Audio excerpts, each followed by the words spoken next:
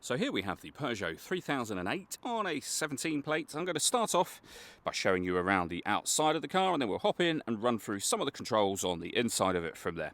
From the outside, you can see it's a 5-door car with alloy wheels and tinted windows.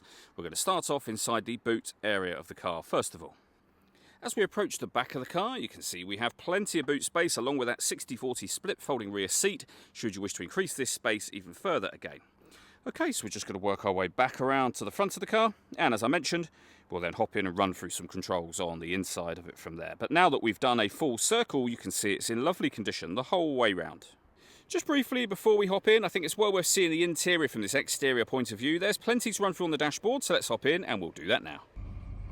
Okay, now that we're inside the car, we're going to start with the dials. Over on the far left-hand side, we have the fuel gauge, the engine temperature, the digital readout for the speedometer.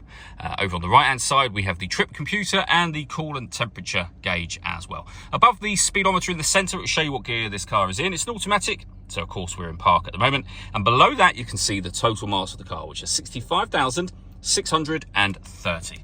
If we back out to the steering wheel next, we have our stereo and phone controls, the plus and minus paddles so that you can change up and down a gear manually with this automatic gearbox. And then over into the centre, the main touch screen.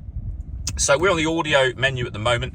We have FM, DAB radio, USB input, iPod input, video input, and you can stream your music wirelessly via Bluetooth audio. And on top of all of that, you can also see Android Auto and Apple CarPlay. All of the controls for the screen options are here. So that's the button I just pressed. That's our main audio one.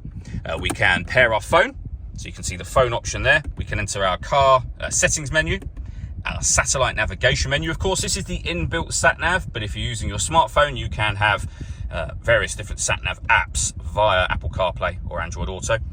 And you have your climate control up here. So dual zone climate control, you can adjust the passenger, driver temperature, fan speed, and direction of the air.